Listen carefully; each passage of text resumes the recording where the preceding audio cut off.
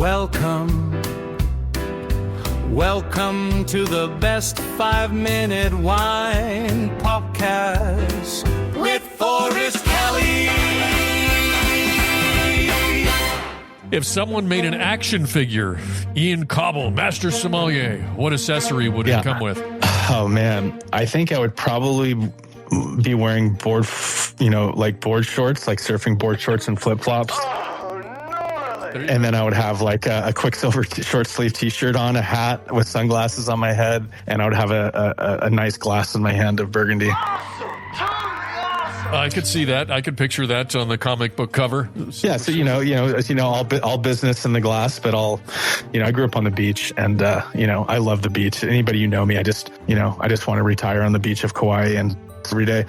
But the salt water is just so great, and but it's cold right now in Napa, so I'm not wearing flip-flops, but I do wear Birkenstocks and flip-flops a lot of the year. And even when it's cold and people are like, what are you doing? I'm like, I don't know. I'm a little confused, but it is what it is. How would you rate yourself on a scale of stuffy and uptight on the wine sommelier parts where everybody thinks that to I've decanted a wine in a hotel bathroom sink? Yeah, I'm very, I can be a little bit particular. I think you probably hear, like, I really love great wines, and I don't like, BS made wines with sugar and lots of oak. But at the same time, I'll drink wine out of a Dixie cup in a Motel 6 and then, off the side of the 5 freeway, if I need to. But I'm probably like a 3. Or 3 or 4 on a 10 scale of that stuffiness. I try to, growing up on the beach, I grew up, very relaxed. I grew up going to a lot of reggae festivals. I love reggae. I love that whole culture. I just love people feeling comfortable around me as well. And, if you're kind of too stuffy, people don't feel comfortable. So I've always gone out of my way in this business to just try to make people who don't know much about wine around me feel comfortable as well. I think that's important. And, if I need a decanter, I'll, rinse out an old container I found under somebody's sink and just make sure it's not contaminated. But anything can be a decanter, and I'll drink wine out of anything.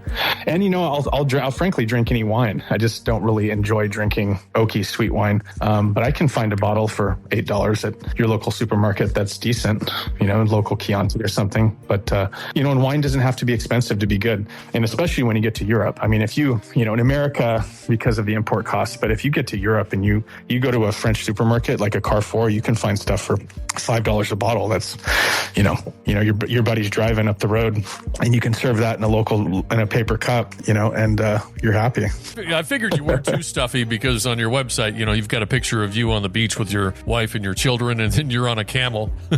Oh, is that camel photo up there? Yeah, that was interesting. Yeah. I was on the beaches of Morocco during that travel in Europe. When I was 23, I ended up in a beach called Essaouira, where Janis Joplin and Jimi Hendrix got together, and they, he made, Castle in the Sand and Purple Haze and all that stuff, and they spent a summer there. But I lived in that town for a month, and when I went back about 20 years later, I visited some wineries up the hill, and went back to that same beach where I was, broke in 22, and went back and was riding camels with the local, white wine, drinking it out of the bottle. If you can see that photo of the camel, I'm drinking out of the bottle on the camel on the beaches of Essaouira. So, okay, last 2 questions here.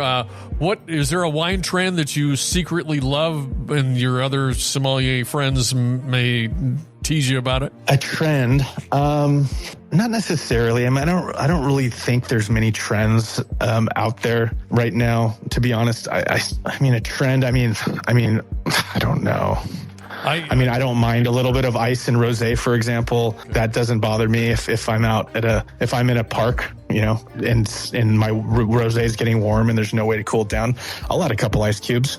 Or to my white wine, I'd rather have a slightly diluted cool glass of wine than a warm glass of wine.